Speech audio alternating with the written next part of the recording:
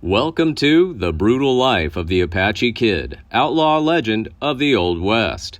In this video, we dive into the fascinating story of one of the Wild West's most notorious characters. Join us as we unravel the mysterious life of the Apache Kid, an outlaw that terrifies many. Prepare to embark on a journey through unspoiled landscapes and witness the adventure that made the legend of the Apache Kid. Remember to hit the like button because it helps us a lot. Don't forget to subscribe to the channel and press the notification bell to not miss the upcoming interesting videos. The Apache Kid, a notorious outlaw of the late 19th century, emerged as one of the most formidable Apache figures alongside Geronimo. He was born in the 1860s on the San Carlos Reservation in Arizona. Originally known as Haskay-bay-nay-ntayl, he was nicknamed Kid due to the difficulty in pronouncing the name by citizens who met him. Apache Kid was captured by the Yuma Indians as a boy, and after being released by the United States Army, he became an orphan on the streets in military camps. As a teenager in the mid-1870s, Kid met and was essentially adopted by Al Cyber, chief of the Army Scouts. At the time, with the Southwest thwarted by Apache attacks, General George Crook devised a strategy to use Apache scouts against their fellow tribesmen. Enlisting Apache Indians from San Carlos and other reserves, these scouts expertly tracked down the hunted Apaches. In 1881, Kid joined the ranks of the Indian Scouts, distinguishing himself in their service. Recognized for his outstanding performance, he attained the rank of Sergeant Major in July 1882. The following year saw his participation in General George Crook's expedition to the Sierra Madre. The Geronimo campaign of 1885 and 1886 found Kid in Mexico as early as 1885, accompanied by Chief of Scouts Al Cyber. When Cyber received his summons in the fall, Kid accompanied him back to San Carlos. Responding to Lieutenant Crawford's call to send 100 scouts on duty in Mexico, Kid re-enlisted and began his journey south in late 1885. It was the Mexican town of Guasabas, located along the Bavispe River, where a dangerous incident happened. Kid got involved in a riot while drunk and nearly lost his life. Finally, to prevent him from being hanged by Mexican authorities, Cyber sent him back north. He is also sometimes referred to as the White Mountain Apache, but it doesn't fit his family background. Some sources say he's the son or grandson of Togo Deschutes, the leader of the so-called SI band, and that he was a very prominent position in that particular band. Kid married another important family, becoming the son-in-law of the famous SL band frontman Escamizin, his wife possibly Nathalinzidith,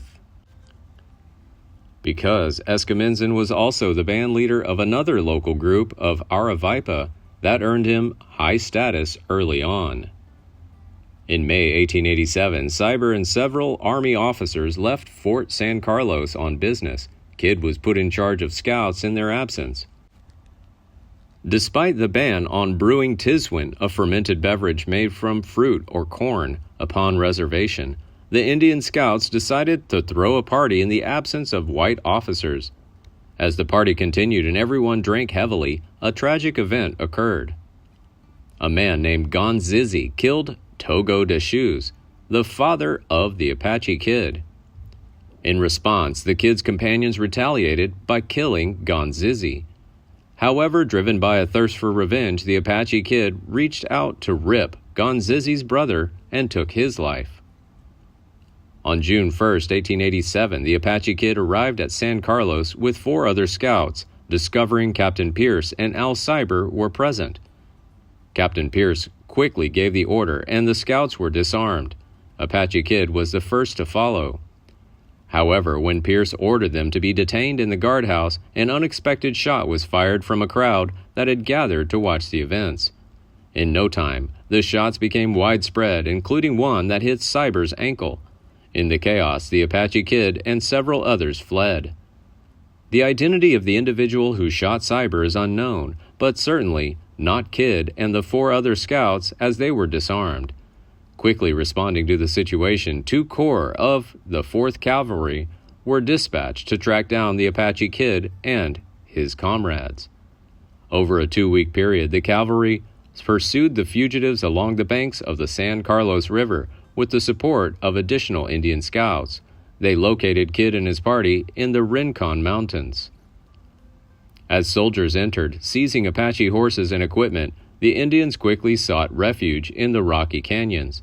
Amid the negotiations between the soldiers and the Apache Kid, an important message was sent to General Miles. If the soldiers were withdrawn, he would surrender. General Miles met this condition. On June 25, 1887, the Apache Kid and his group finally submitted. Kid and 4 others were taken to military court, convicted of sedition and desertion, and sentenced to death by firing squad. In August, the sentence was reduced to life in prison. General Nelson A. Miles intervened and further reduced the sentence to 10 years in prison. 5 prisoners were sent to Alcatraz. However, their sentence was soon quashed on October 13, 1888, due to prejudice among the officials of the military trial, and the Indians were returned to San Carlos as free men. Causing outrage among the people in the area, a new arrest warrant was issued. Eventually, Kid and the others were arrested, and again they were convicted, this time sentenced to 7 years in the territorial prison at Yuma. While being transported to the prison, the Apache Kid, along with several others, escaped. The Apache Kid overpowered 2 guards, Sheriff Glenn Reynolds and William A. Holmes, and a carriage driver, Eugene Middleton. In what would later become known as the Kelvin Grade Massacre, Glenn Reynolds was killed, Middleton was wounded, and Holmes died of a heart attack. Middleton later recovered, saying that Kid prevented another Apache from killing him by hitting him on the head with a rock. Middleton further explains that he offered Apache Kid a cigarette, and this is why the Kid let him live. The prisoners escaped into the desert. Militia, bounty hunters, and U.S. Army soldiers teamed up over the next months to track down the escapees, all of whom were eventually recaptured except for the Apache Kid. Throughout the years, there have been unconfirmed reports of sightings of the Apache Kid, with no substantial information on any of them. In the following years, Kid was involved in a number of criminal activities, including rape and murder, but there is no concrete evidence directly related to these crimes. Later, the Arizona Territory Legislature placed a $5,000 bid for his head, dead or alive, but no one received a reward. It is impossible to determine how many crimes he committed. In a gunfight in 1890, which involved Apache traders and Mexican soldiers, one fighter was killed. Among the possessions found on the deceased warrior were Reynolds' wristwatch and pistol. However, the warrior was deemed too old to be the Apache Kid. The last documented crime attributed to the Kid occurred in 1894. On that occasion, rancher Charles Anderson and his cowboys killed an Apache who had been rustling cattle in the ranges of Mount San Mateo, west of Socorro, New Mexico. This Apache person was identified at the time as the Apache Kid, but that identification is also disputed. Then the Apache Kid turned into a legendary figure. In 1896, John Horton Slaughter claimed to have killed the Apache Kid in the Chihuahuan Mountains. However, in 1899, Colonel Emilio Kosterlitsky from rural Mexico reported that Kid was alive and well, residing with the Apaches in the Sierra Madre Occidental. However, this statement has never been proven. In his 1968 book titled Cow Dust and Saddle Leather, Ben W. Kemp provides insights into the Apache Kid's final moments. Chapter 17 recounts an event known as the Apache Kid's last horse wrangle. In it, the author describes a scene in which he witnessed Billy Keene, a member of the team that confronted the Apache Kid and ultimately won, beheading him in Chloride, New Mexico in 1907. While there's a lot of uncertainty surrounding the Apache Kid's death, a gravesite memorial can be found at the San Mateo Mountains of the Cibola National Forest in New Mexico. This particular location is said to be where the Apache Kid met his end, pursued by local ranchers angry at his relentless attacks. According to local residents, his body was not buried and his bones and pieces of clothing were scattered everywhere for several years. Some people took as souvenirs. Located about a mile northwest of Apache Kid Peak, the marker is a grave located at Cyclone Saddle. Please like and share if you find the video content interesting and useful.